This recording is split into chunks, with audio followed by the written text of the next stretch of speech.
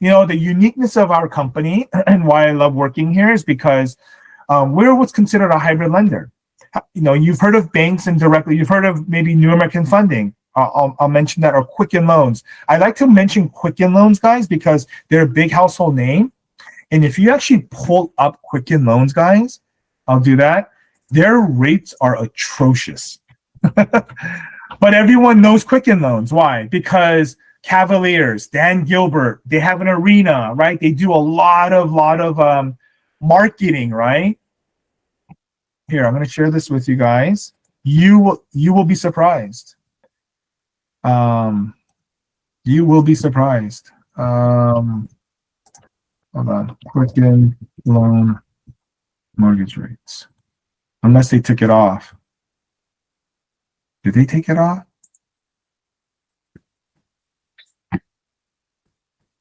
Oh man, they did this now.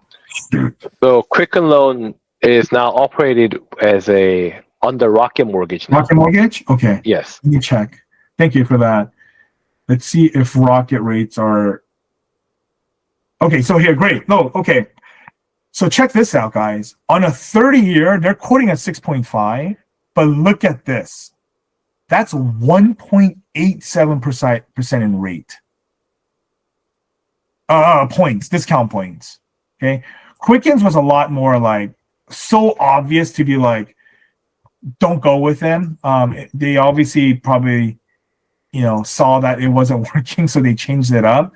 But anyways, their rates aren't good, right? Right now, if we're charging 6.5, we can tell them, hey, we're not going to charge you any points, and we'll probably get like 1.6 or 1.7 in rebate, right? They don't have to know that, of course. But, okay, so they did really change up their website.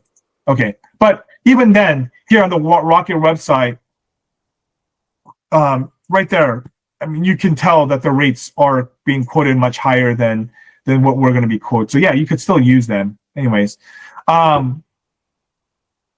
so now I'll tell them. So again, going on to the consultation part here, who I'm going to pick on. So I said, yeah. The power of working with GivingTree, me and GivingTree, is we're a hybrid lender, right? You've heard of Rocket, obviously, right? Well, we actually, just like a direct lender like Quicken Loans or Rocket, we control the file from A to Z. I'll take your application.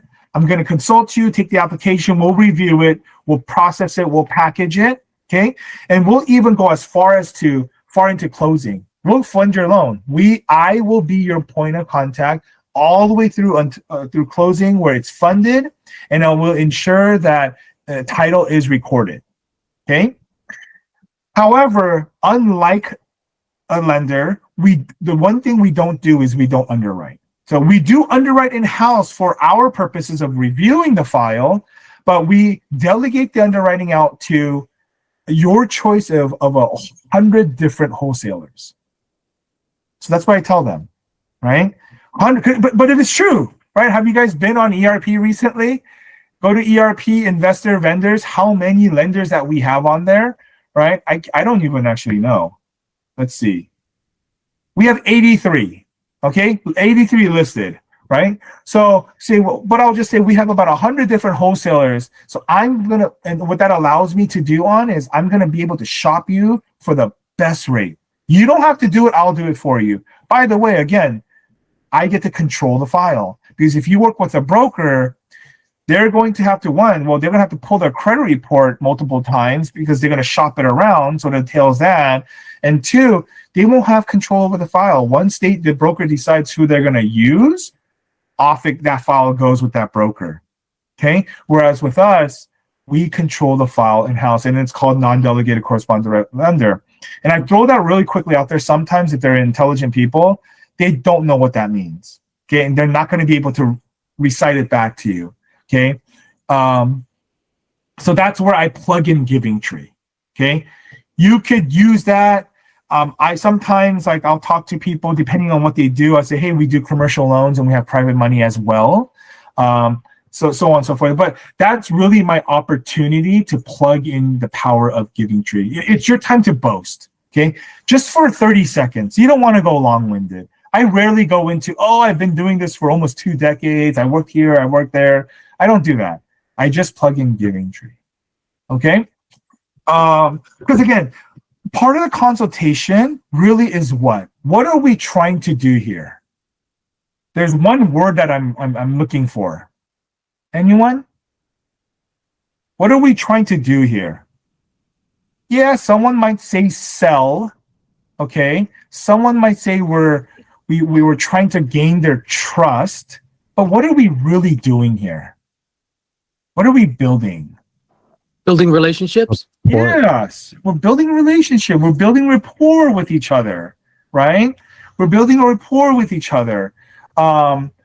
Usually building rapport builds relationships and it builds trust. Okay. One truth that I've learned is this. Yes, I am not crapping on the other method or the tactic, and that is the sales approach. I am not putting that down at all. It works. Okay, it really works, but I believe it works depending on the platform or depending on how you generated that lead. Okay, if it's an inbound call, a cold call from a list of, a list that you're working off, yes, a sales approach is good. Okay, but if this is a warm referral from an agent, right, a friend, a family, someone you met at an open house, and you treat them as a transaction, this is the one truth that I've learned during this. They, in turn, will treat you like a transaction. Okay? They will treat you. If you treat them like a transaction, they will treat you, in turn, like a transaction. You don't want to do that with a lead from the Home Ready team. You don't want to do that when it comes from your VIP agent. You don't want to do that when it's your friend's friend, right? You can do that if Peter buys a list and he's giving you this list. You can do that. It's a transaction. They called in, you called in, they want to rate, they want you to close. It's a transaction. You could turn it into a relationship, right? But by and large, it's a transaction. Again, it's different. You have to be able to differentiate the two. That is so important. Okay.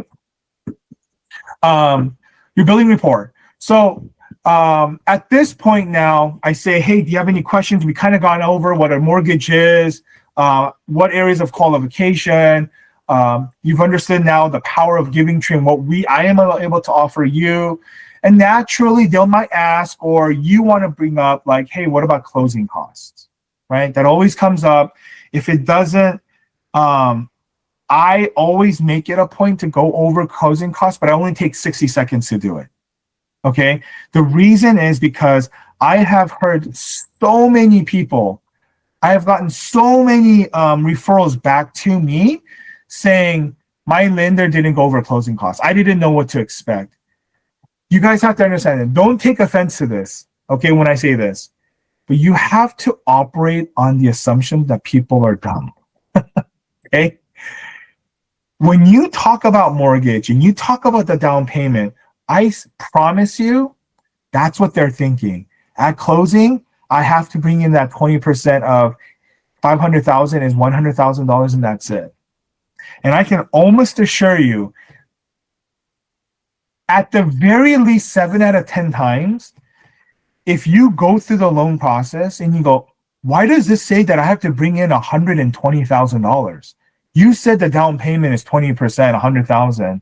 Well, sir, ma'am, did you not realize that? Did you not know that there's closing costs involved? Well, no, well, you didn't talk about it. And I heard that you can just roll that into the loan. How many times have you guys heard that? You could just roll it into a loan for a purchase. You guys do understand rolling it into the loan really is associated with refinances, not purchase, right? So, and I say, well, if you're going to roll it into the loan, effectively, you're only doing 80% or $80,000 down, so 18% down, or 9% down, whatever the math is, 18% down. So you're going to have PMI now, right? So go over closing costs. Do yourselves a favor, okay? Because the last thing you want is your client to get the LE and be like, whoa, what is all these fees? And I promise you can do this in 60 seconds. So I will go like, hey, Alex, closing costs. So closing costs, generally speaking, I'd say is anywhere from $10,000 to $15,000 if you don't want to impound. Park that, impound. And if you do impound, $15,000 to $20,000, maybe a little bit more, depending on the size of the home you're purchasing. Obviously, if you're buying a $800,000, yeah, it might be about $20,000. But if you're purchasing a 1.5, 1.8, it might be closer to $22,000, $25,000. Now, how do you what are these fees? Well, there's really about 4 areas, just same thing, 4 areas of fees. One, it's third party, it's the lender fees, it's government fees, and then your impounds. And so I break them down for it. So I'm about 20 seconds in. Lender fees. For lending, we have only 2 flat fees, no matter what the size of the loan is. It's your underwriting and processing fee. Underwriters, we pay $15.95. Processing is $9.95. We're kind of right in the middle of the road. We're not super high, we're not super low. We're right in the middle of the low. But I promise you, I will shop you for the best rates. Third party fees. Well, whenever you purchase a home, it entails title, escrow, notary fees.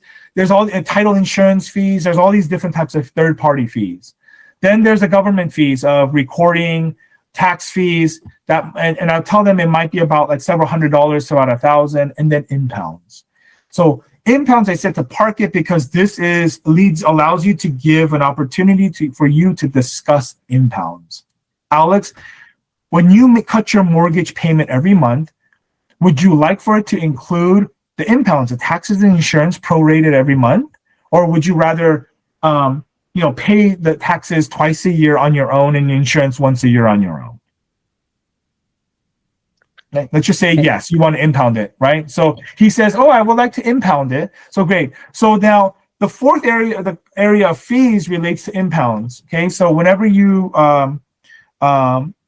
should you decide to impound your mortgage at closing, you have to bring reserves. It's just one time at closing, and that's it. But we'll need to collect reserves. Okay, and how I go about explaining that is another minute, guys. So sometimes people are just like, what is reserves? I don't understand it. Why do we need to do it? Why should I do it? Blah, blah, blah. So I go, whenever you purchase a home, right, not only are you borrowing that note payment, right, the actual mortgage itself, the principal and interest, but it also consists of taxes and insurance, okay? Whenever you own a property, taxes and insurance are the 2 other variables that are required in upkeeping and payments along with the mortgage. And so you have the option of making a payment every month as opposed to making a one-time payment. So, and then you'll explain that. And hopefully you've already explained the whole property taxes in 1.25 during the consultation of the 4 areas and the insurance as well. Hopefully you've already done that. So what you'll do is this. So the common question that comes up is this. Well, Ragnar, if I'm bringing up reserves up front, why is it that I have to pay into it every month? That is a common question that comes up. And this is how I'll explain it. I'll actually use math. Okay? So, Alex, if you were to close your property in the month of December, okay, we're going to ask of you to bring, I don't know what the actual number is, but I'll say 4 months of reserves, right? And you're going to say, whoa, or let's just say 3 months of reserves, 4 months of reserves. And you're going to be like, why? Why do I have to pay it every month? So Alex, how it works is this. At closing, we get your 4 months of reserves, right? Your first payment, Alex, won't start until February.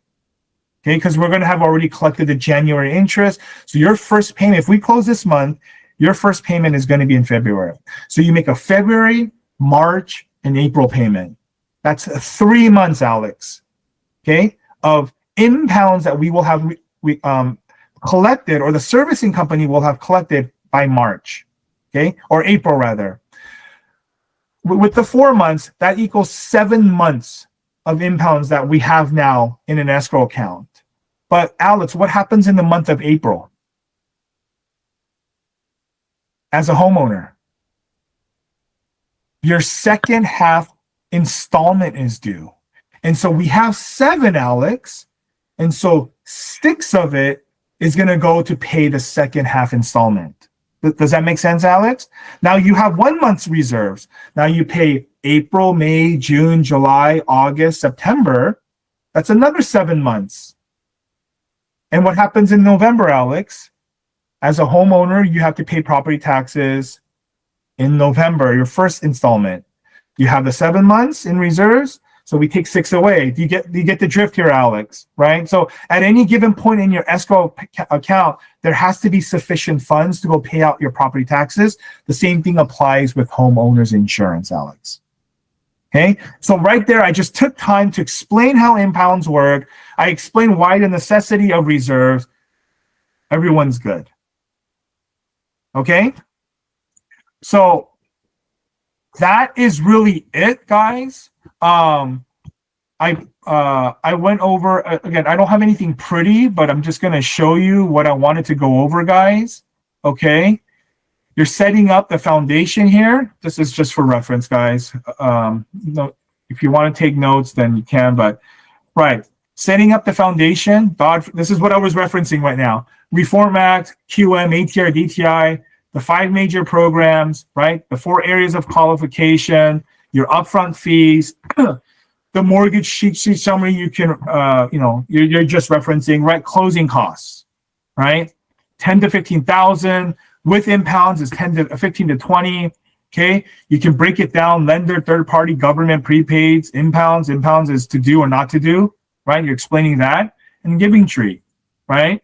I just wanted to show you guys that this is it. This is the mortgage consultation that I go through, and I can assure you, the more you do it, guys, and if you want to have a practice run, let's say, okay, if you guys want to have a practice run, I'm more than happy to get on a phone call after 12 o'clock, okay, and do a practice run. I've done this for years, and I get this down now within 15 to 20 minutes. I can promise you that, in 15 to 20 minutes. And in 15 to 20 minutes, I build rapport. I've earned their trust. I know the file, but the biggest thing is I understand the file. I understand their profile to where I can now relay this to our processing team. And 1, it's easier for them to work with. And 2, more importantly, there is somewhat of a reassurance that this file will go see the closing line, right? Because I know the profile. I know what to expect. I've seen the credit report now. I've seen their documentation. I've assessed whether variable income is needed or not, right? We're crossing the lines of, is this a condo? Do we need an HOA cert or not? I've looked at the assets. I've identified if there's large deposits or not. We've obviously looked at the credit report, so on and so forth. Okay. Thank you guys for bearing with me for the past 2 weeks. Do you guys have any questions regarding the consultation or how I go about it? No? Okay. Because a processing team is on here, like I see Brenda and Chi and others, I cannot stress enough to you guys that you guys are the gateway, right? And you guys are really the main conduit to ensuring that your file closes. Okay, and I'll even put there that it closes on time or early, because everyone wants to close early. Okay, because you're the one that talks to the client. The more you know your client and your client's profile, the more you can relay that through an email and documentation and ERP and all that, the better equipped and more confident the processing team will be in reviewing and assessing and packaging that file to ensure a closing. Okay, it is your job to do that. Okay, but it's a teamwork, obviously. So if you find this helpful, start implementing it. Again, I don't know if Peter or Gia and Brenda want to jump on and say something, but I can assure you that I pride myself in my closing percentage. Okay, I could probably count on I don't even need multiple fingers, I think.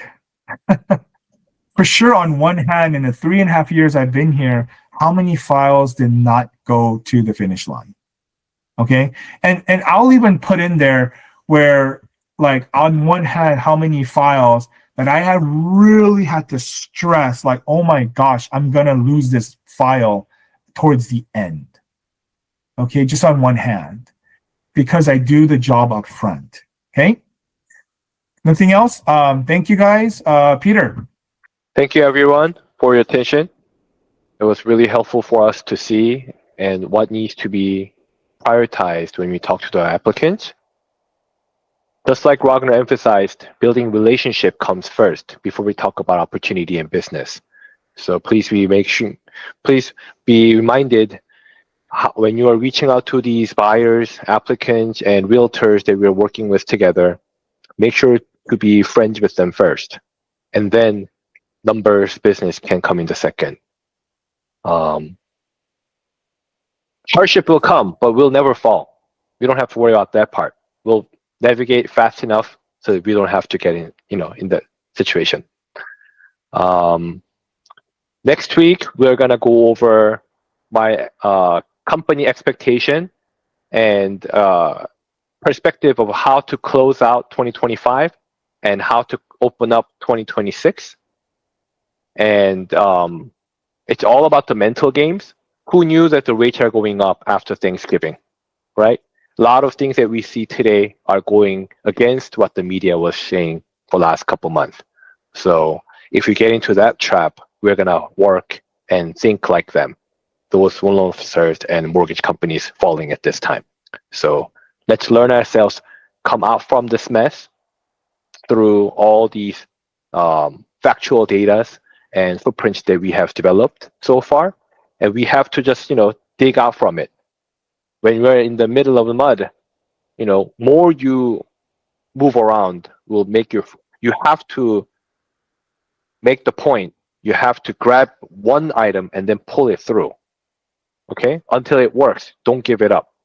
Until that day comes, we'll continuously help you to educate and to practice. Thank you, everyone, again. Have a great week, and see you all next week. See you Thank you very guys. much. Bye-bye, everyone.